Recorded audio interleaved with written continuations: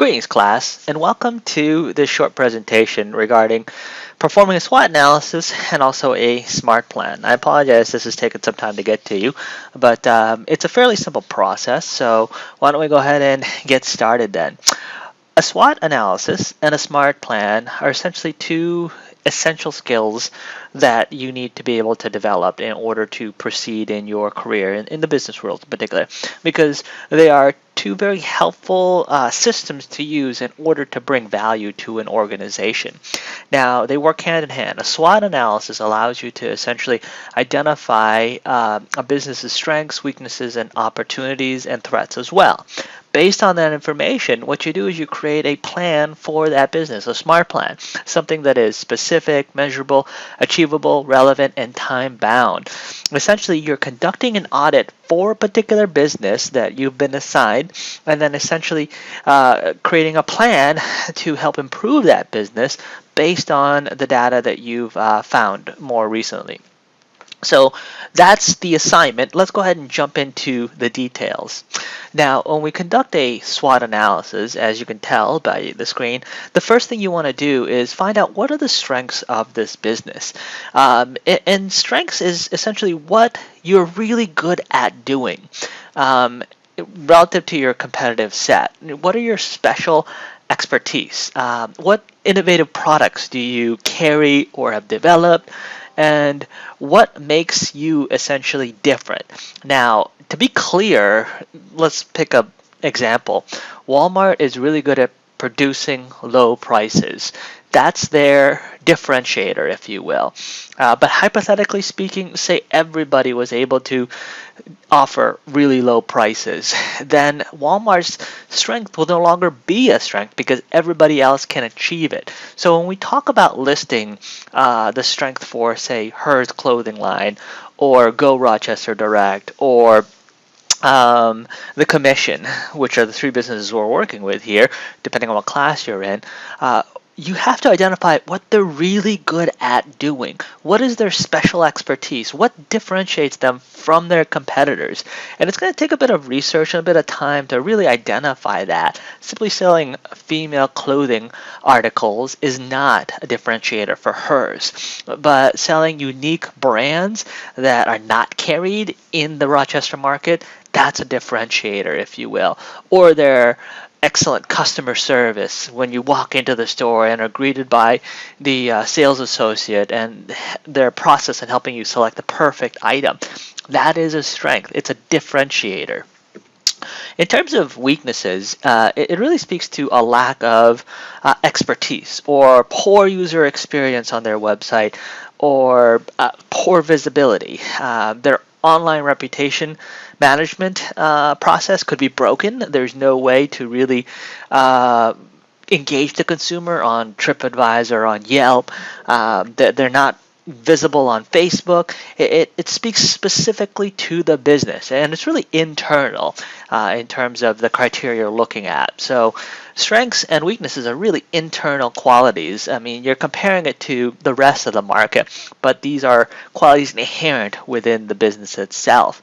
And as you can tell, weaknesses are essentially shortcomings for that organization. Now, opportunities and threats are exterior. They're market focused, if you will, and really speak to what's happening around the business. So a developing market might be more influx of patients to Mayo as a result of Destination Medical Center, or as a result of a number of different events that are taking place in Rochester, if you will.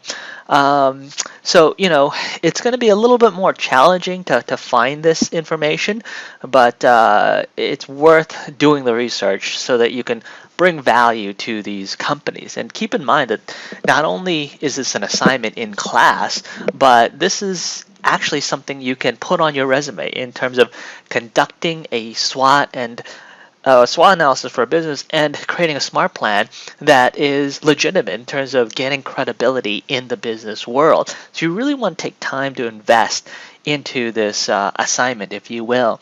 So opportunities speak to the larger activities on a market level. Destination medical centers, one of the most biggest, or one of the biggest news that we've heard from Mayo. So you probably want to do some research around that particular announcement and its impact in the economy. Now, threats have to do with external activity, again, kind of like opportunities, except it's on the other side of the fence where there's more competition. So for hers, there's more national brands entering into the market.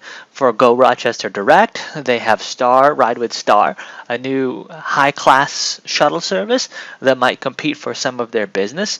It's essentially changes in the market conditions that have a negative impact for the business. So again, this is the audit part.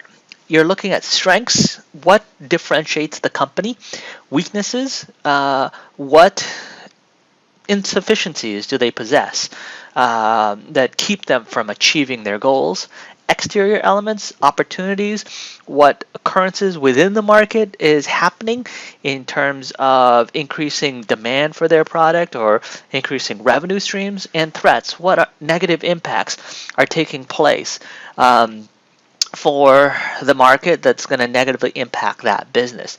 This allows you to conduct a business analysis or really an audit on the business that you've been assigned. From there, what we're going to do is create a smart plan, something that's specific, measurable, achievable, relevant, and time bound. So we're taking the data we found from the SWOT and creating an action plan for the business. The first part of a smart plan is the fact that it has to be specific.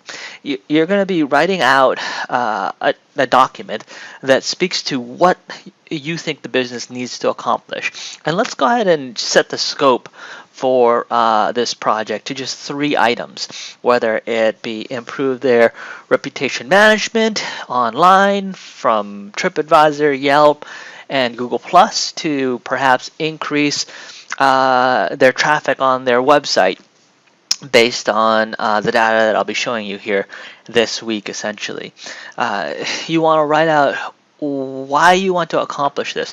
What is the objective of perhaps increasing traffic to the website? Is it so that you can drive more conversions to their website for purchases or transactions? Or is it to improve their reputation management, to improve their ranking on TripAdvisor? Something to that effect needs to be communicated.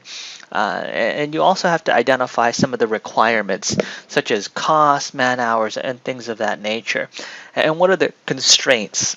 Being that you don't have control of TripAdvisor, you can't just immediately promise you'll get them to number 1. There'll be a process that's required to achieve that type of result. But really, in terms of the plan, these are some of the elements you need to look for. The plan has to be specific in identifying what they want to accomplish, why you want to accomplish it, what are the requirements, and what are the constraints. Has to be measurable. Just because you want to say you want to improve revenue for a business doesn't really mean you're going to do it.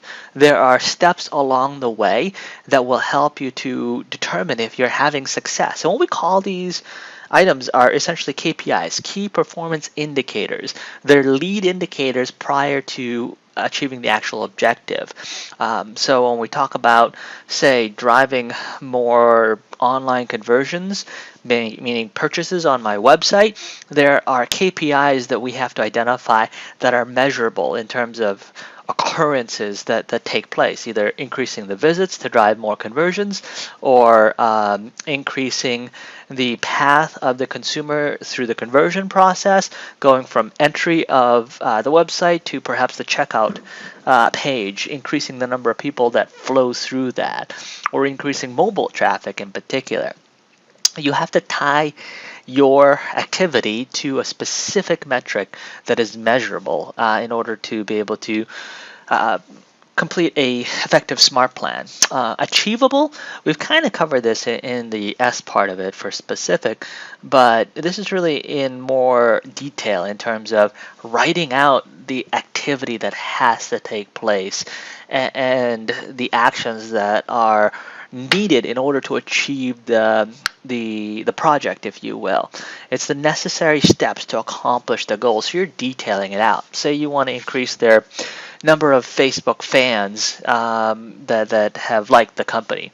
Step one, maybe look at paid campaigns for Facebook in order to expand the reach. Step two, maybe hold a competition for Facebook fans that if they like the page, they can essentially be entered to win a drawing for something. You have to detail that out. This is the achievable part of it, and you really have to be thorough in this section. Now we move on to relevant. It's all well and good to create a brilliant plan to increase conversion, drive more revenue, but based on your interaction with Kurt, based on your action with Bruce, are the things you're suggesting in line with their overall macro business objectives? Is it really worth the time? Is now the right time? If we want to launch an app for hers, is now the right time? Are people adopting mobile transactions as a regular behavioral habit for their consumer purchasing process? Yeah, now is the excellent time to launch a mobile app that allows you to perform transactions. Those are the questions you have to ask and that you have to essentially identify and be able to answer, if you will. The final part of the SMART plan is really time. You've talked about how it's going to help them accomplish certain business goals because you're very specific. You identify the KPIs so it can be measured in terms of whether or not you can see success. You've outlined the steps they need to take in order to accomplish this goal, so it's certainly achievable. And you've ensured that it's relevant with their macro business goals. Now it's time to put your pen to the paper and say, the first 30 days, here's what's going to happen. The next 60 days, here's what's going to happen. The last 90 days, here's what's going to happen. It has to be time bound. Creating a Gantt chart is a perfect way to do this, and it doesn't have to be that complicated. It's simply identifying the activity, identifying the weeks that the project will run, and color coding when that activity will take place. It's really that simple. So as we talk about the different, objectives, essentially you want to conduct a business analysis, which is the SWOT. You want to create a business plan, which is the SMART plan. And it's really that simple. Feel free to stop by my office anytime, and we can talk in more depth on how to accomplish this. Below this video, you'll see links for the forms that you'll need to complete in order to finish this assignment. So thanks for your time.